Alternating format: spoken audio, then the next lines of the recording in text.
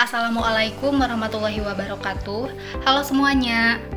Perkenalkan, nama saya Sulistiawati dengan NIM 2224210042 dari kelas 5B. Video ini dibuat untuk memenuhi tugas ulangan tengah semester mata kuliah Pendidikan Inklusi dengan dosen Pak Reza Febri Abadi, MPD. Menurut saya, pendidikan inklusi adalah sebuah solusi. Dengan adanya pendidikan inklusi, anak-anak dengan gangguan khusus atau anak-anak yang memiliki kelainan khusus seperti kelainan fisik, kelainan mental, kelainan emosional, bahkan kelainan sosial dapat bersama-sama merasakan belajar seperti anak-anak yang lainnya. Pendidikan inklusi ini memberikan persamaan hak di dalam pendidikan baik untuk anak dengan gangguan khusus ataupun anak normal lainnya. Pendidikan inklusi membantu anak dengan kebutuhan khusus untuk tetap dapat mengembangkan potensi yang ada di dalam dirinya di samping kekurangannya atau keterbatasannya. Menurut Sumiati tahun 2011, pendidikan inklusi ialah model pelayanan pendidikan yang secara terbuka bagi peserta didik dan mengakomodasi seluruh dari kebutuhannya atas bimbingan dan pelayanan tanpa adanya diskriminatif dengan cara belajar bersama. Sedangkan menurut Garnida pada tahun 2015, pendidikan inklusi merupakan suatu sistem penyelenggaraan pendidikan agar bisa mengintegrasi anak yang dalam kondisi normal dengan anak yang memiliki keterbatasan tertentu tanpa adanya diskriminatif atau membanding-bandingkan kekurangan masing-masing. Dari definisi pendidikan inklusi, menurut para ahli tersebut, dapat kita simpulkan bahwa pendidikan inklusi ini adalah suatu pendidikan yang bersifat terbuka, di mana baik anak normal maupun anak dengan keterbatasan tertentu dapat merasakan pembelajaran tanpa dibanding-bandingkan.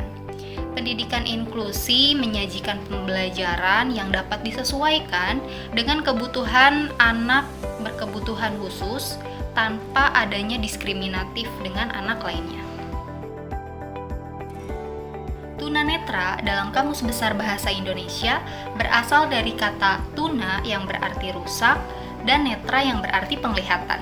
Istilah tunanetra digunakan untuk seseorang yang mempunyai hambatan penglihatan dalam memperoleh informasi.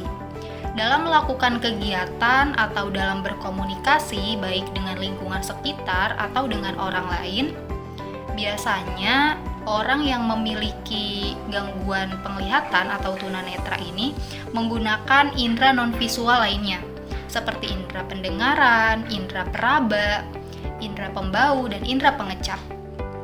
Karena keterbatasan tersebut, biasanya anak yang memiliki gangguan penglihatan atau anak tunanetra ini memiliki karakteristik dalam berbagai aspek, seperti dari aspek kognitif, aspek akademik, aspek sosial emosional, dan juga aspek perilaku. Anak dengan tunanetra cenderung memiliki karakteristik yaitu mempunyai sifat mudah curiga, mudah tersinggung, rendah diri, verbalisme, adatan, dan ketergantungan yang berlebihan.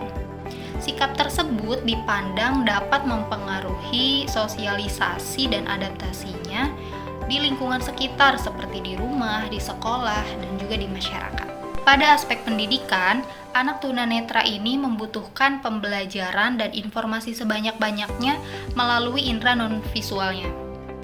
Salah satu contoh pendekatan pembelajaran melalui indera non-visual bagi anak tunanetra yaitu dengan penggunaan teknologi Call Aids for Print, yaitu sebuah perangkat lunak yang dapat mengubah teks cetak atau teks elektronik menjadi sebuah kata-kata yang diucapkan.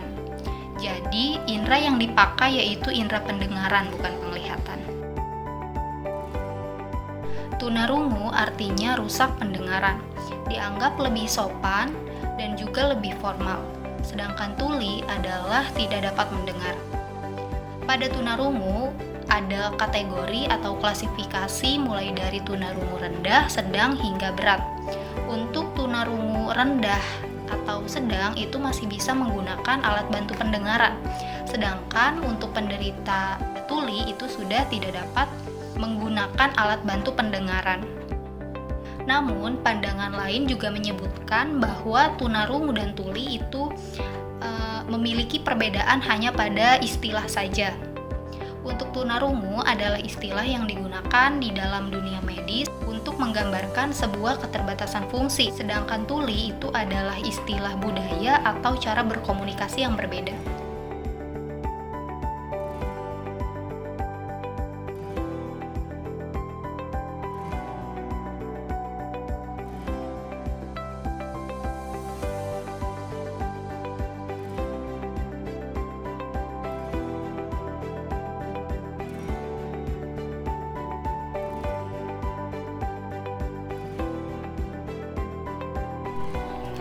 Tunagrahita adalah anak yang memiliki keterbatasan intelektual.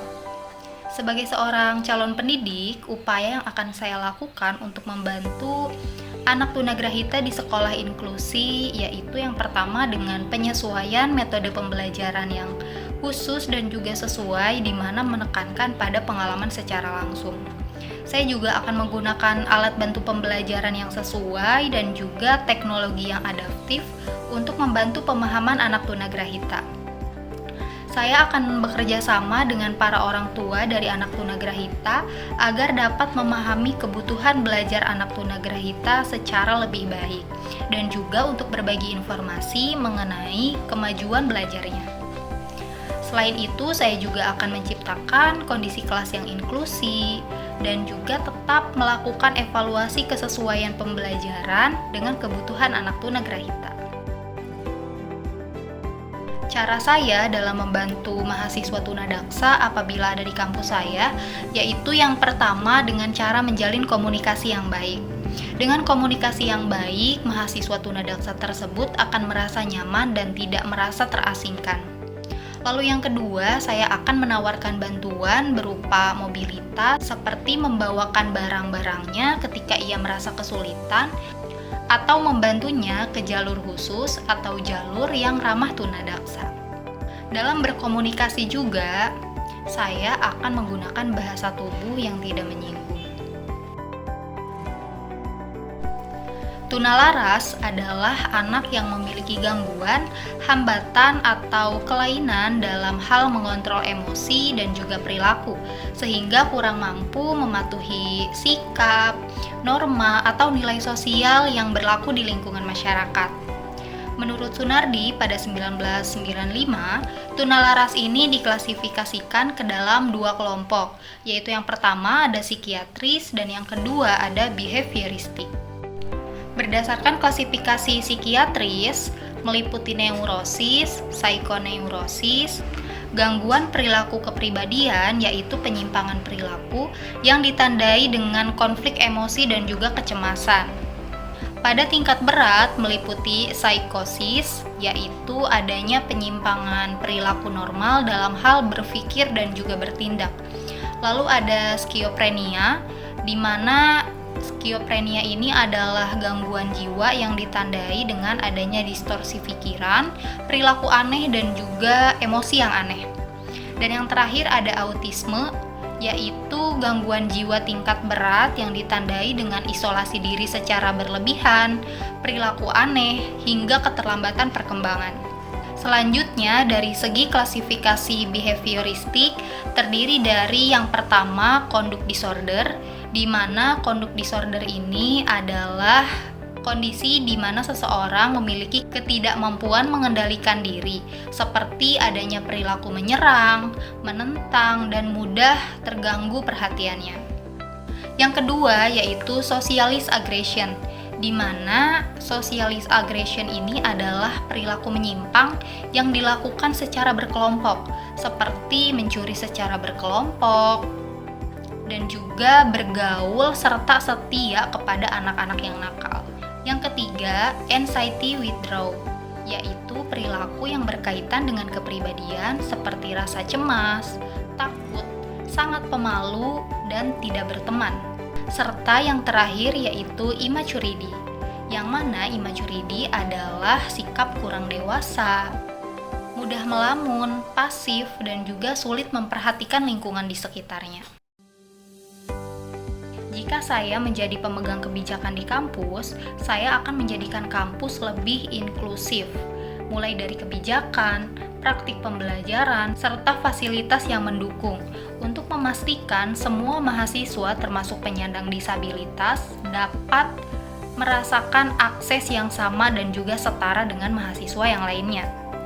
Dari segi fasilitas, saya akan menyediakan fasilitas yang ramah disabilitas, mulai dari akses lift, guiding block atau jalan pemandu, bidang landai, serta kursi khusus disabilitas. Kemudian meningkatkan fasilitas belajar yang mendukung seperti platform pembelajaran yang dapat diakses oleh semua mahasiswa, termasuk menggunakan teknologi yang asistif. Lalu saya juga akan membuat forum khusus disabilitas di tingkat universitas sebagai wadah untuk saling berbagi pengalaman dan juga saling memberikan dukungan